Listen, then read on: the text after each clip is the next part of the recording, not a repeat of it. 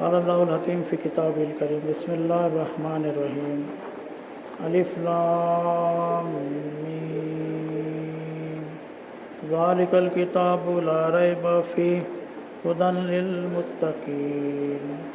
صلوات پڑھیں.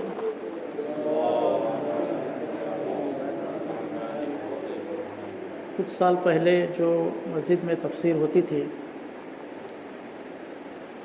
کچھ افراد کا یہ خیال تھا کہ اس کو واپس چالو کیا جائے. تو مولانا سے بات ہوئی.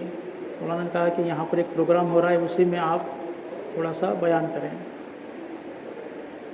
تو ہمارا جو روش تھی پہلے کہ چھوٹی سی آیت لے کر اس کی تھوڑی سی وضاحت کی جاتی تھی، تو اسی روش پر باقی رہتے ہوئے ہم نے جو آیت ابھی تلاوت کی ہے اس کی پہلے ترجمہ کریں گے، پھر اس کا تھوڑا سا وضاحت کریں گے. تو سورہ الحمد سے میں چاہتا تھا کہ شروع کروں، لیکن مولانا نے کہا کہ وہ ہو گیا ہے، تو سورہ بقرہ کو ہم شروع کریں گے انشاءاللہ، اور اللہ چاہا تو اس کو جاری رکھیں گے. سورہ بقرہ جو ہے وہ قرآن کے اندر سب سے بڑا سورہ ہے، اور آپ دیکھیں گے کہ شروع ہوتی ہے یہ سورہ بقرہ الف لام میم سے. الف لام میم یہ جو حروف ہیں، ان حروف کو حروف مقطعات کہتے ہیں، لیکن یہ ایسے ہی ڈالا نہیں گیا ہے کچھ بھی الف لام میم، یا پھر اس میں کچھ راز پوشیدہ ہیں اور اس کے کچھ معنی ہیں.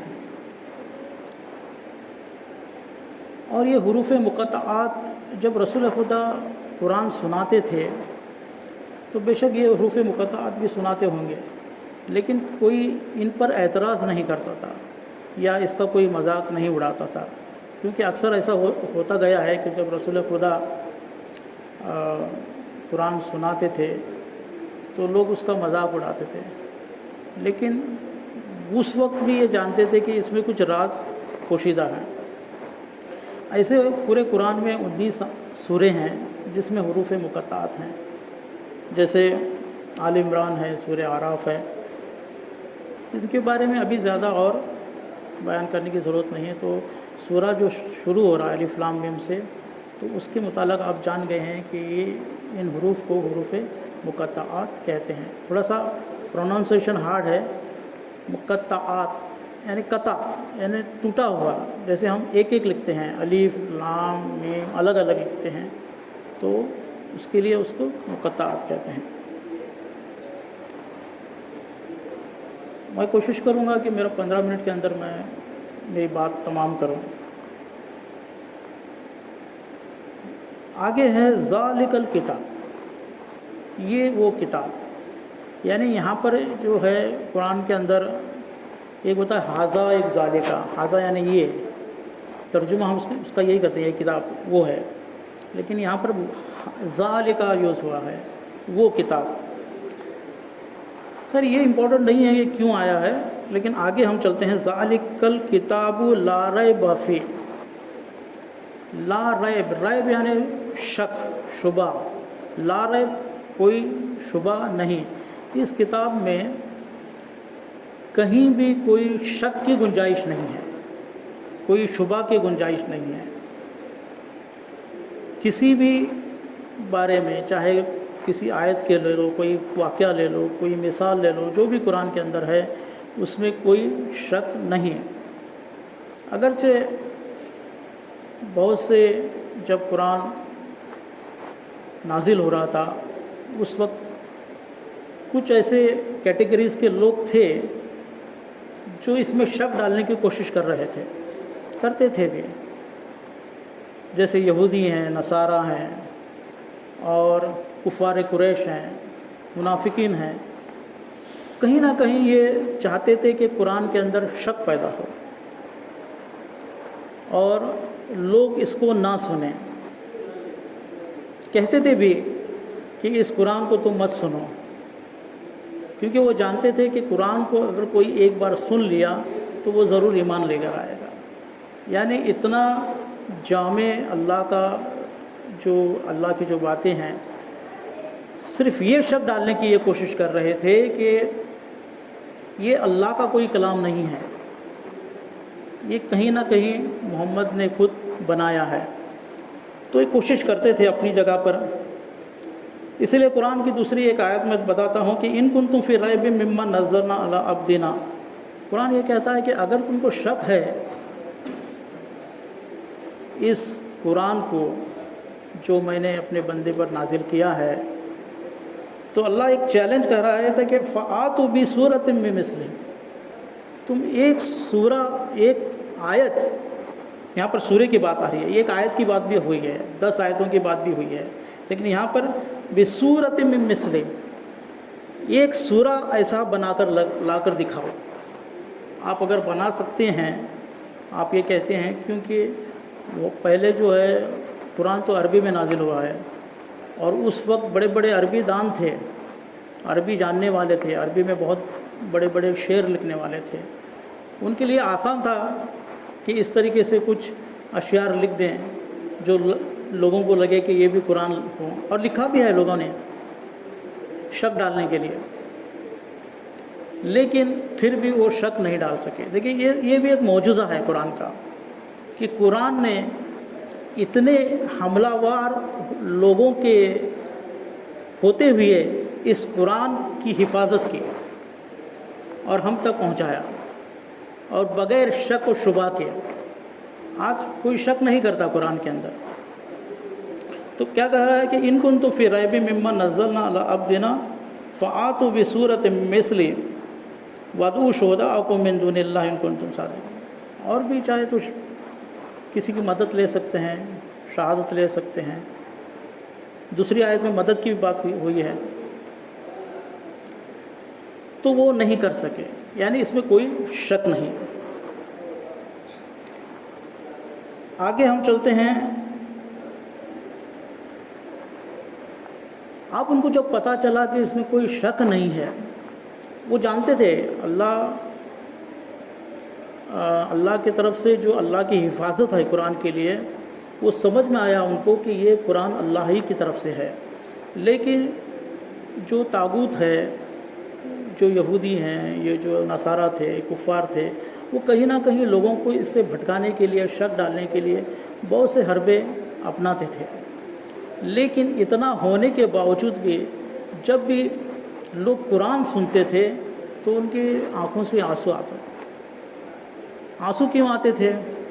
کیونکہ قرآن وہ جامع کتاب بھی ہے، لیکن دوسری بات یہ ہے کہ ان کو خود عربی سمجھ میں آتی تھی۔ آج ہم کو معلوم ہے کہ قرآن بہت جامع کتاب ہے، لیکن ہم کبھی روتے ہیں، نماز میں روتے ہیں، کبھی قرآن سنتے ہیں تو روتے ہیں، نہیں سنتے، کیونکہ ہم کو وہ سمجھ میں نہیں آتا۔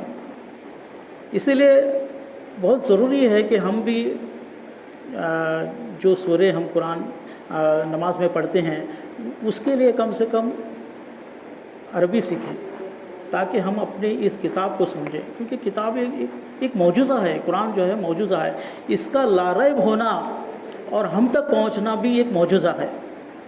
دیکھیے معجزہ کس کو کہتے ہیں آپ جانتے ہیں، کہ موسیٰ علیہ السلام نے معجزہ کیا، ید بیضہ دکھایا، اژدہا ہو جاتا تھا، لاٹھی اٹھاتے تھے، حضرت عیسیٰ علیہ السلام مردوں کو زندہ کرتے تھے۔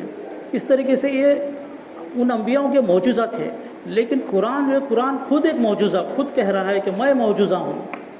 لیکن اب ہم کو کیسے سمجھ میں آئے گا کہ معجزہ ہے؟ آج بھی یہ معجزہ ہے قرآن، لیکن ہم دیکھ کر اس کو سمجھ رہے ہیں، کوئی ایمان لا رہا ہے۔ تو وہ کیا ہے کہ وہ پڑھنے کے بعد ہم کو سمجھ میں آتا ہے کہ اس کے اندر کیا معجزہ ہے۔ اور سب سے بڑا میں معجزہ کہوں گا کہ اتنے عربی دان ہونے کے باوجود اور اتنی کوشش ہونے کے باوجود کہ قرآن کے اندر کہیں نہ کہیں شک ڈالا جائے، پھر بھی صحیح سلامت، جیسے کہ اللہ کہہ رہا ہے کہ انا نحن نزلنا الذکر وانا لہ لحافظون، اس قرآن کو ہم نے نازل کیا ہے، ہم اس کی حفاظت کریں گے۔ تو اس طریقے سے حفاظت سے ہم تک یہ قرآن پہنچا ہے، یہ بھی ایک بہت بڑا معجزہ ہے۔ ہدی للمتقین، ہدایت دیتا ہے متقین کے لیے۔ اب یہ سراسر ہدایت ہے، قرآن خود ہدایت ہے، لیکن اللہ کبھی بھی ایسے لوگوں کو ہدایت نہیں دے گا جو جان بوجھ کر قرآن کے اندر شک ڈالنے کی کوشش کرتے ہیں، بلکہ قرآن سننے کے بعد بہت سے لوگوں کو ہدایت ملی ہے، اور آج بھی اگر ہم قرآن پڑھیں گے تو اللہ ہماری ہدایت میں اضافہ کرے گا، لیکن سمجھ کر پڑھنے کی ضرورت ہے۔ کئی ایک ایسے قصے ہیں، صرف ایک بات میں کہوں گا کہ ایک لٹیرا تھا، چور، اس کا نام ایاز تھا۔ وہ ایک مرتبہ ایک گھر کے اوپر چڑھتا ہے تاکہ اندر جا کر کچھ چیزیں چرائے، لیکن جب وہ اوپر سے دیکھتا ہے نیچے تو کوئی قرآن پڑھ رہا تھا، اور قرآن کے اندر وہ یہ آیت پڑھ رہا تھا، میں آپ کو بتا دوں، الم یعنی للذین آمنوا ان تخشع قلوبہم لذکر اللہ وما نزل من الحق۔ یعنی جب وہ پڑھ رہا تھا تو وہ جو شخص پڑھ رہا تھا اس کے کان میں یہ آیت آئی کہ الم یعنی للذین آمنوا ان تخشع قلوبہم لذکر، کیا ابھی تک ان لوگوں کے دل نرم نہیں ہوئے اللہ کے ذکر کے لیے؟ کیا وہ ابھی تک اللہ کو نہیں ڈر رہے ہیں؟ وما نزل من الحق، جو اللہ نے، جو حق کی طرف سے نازل ہوا، اس کو سننے کے بعد ان کے دل نرم نہیں ہو رہے، ان کا دل بدل نہیں رہا، تو وہ اس کو ایسا لگتا ہے کہ یہ آیت کہیں نہ کہیں مجھے بتائی جا رہی ہے، اور اسی وقت وہ نیچے اتر کر اپنے جو ساتھی تھے، جو چور ڈاکو تھے، ان سے کہتا ہے کہ میں نے آج سے چوری چھوڑ دی۔ تو کہنے کا مطلب یہ ہے کہ دیکھیے، ہدایت اس طریقے سے دیتا ہے قرآن، اور ہدن للمتقین۔ اب متقین کے بارے میں ہم لوگ بعد میں بات کریں گے کیونکہ وقت تمام ہو رہا ہے میرا۔ تو یہاں پر میرا کہنا یہ ہے کہ قرآن تو ہم تک بہت صحیح سالم، بغیر کوئی شک کے، بغیر کوئی شبہ کے پہنچ گیا ہے، لیکن کہیں نہ کہیں ہم اس کو لینے میں کوتاہی کر رہے ہیں۔ اسی لیے رسول خدا قیامت کے دن ایک شکوہ کریں گے، کہیں گے قال رسول یا ربی انا قوم اتخذوا ھذا القرآن مہجورا۔ اے اللہ، اس میری امت نے، کسی غیر کی بات نہیں کریں گے، یہودیوں نے قرآن کو چھوڑا ایسا نہیں کہیں گے، عیسائیوں نے قرآن کو چھوڑا ایسا نہیں کہیں گے، کفار نے قرآن کو چھوڑا ایسا نہیں کہیں گے، میری قوم نے، میری امت نے اس قرآن کو چھوڑا، شکایت کریں گے۔ تو یہاں پر میں اپنے اس بات کو ختم کر رہا ہوں، انشاءاللہ آگے پھر اللہ چاہا تو آگے اس بات کو بڑھائیں گے۔ سبحان ربک رب العزت عما یصفون، والسلام علیہ وسلم والحمد للہ۔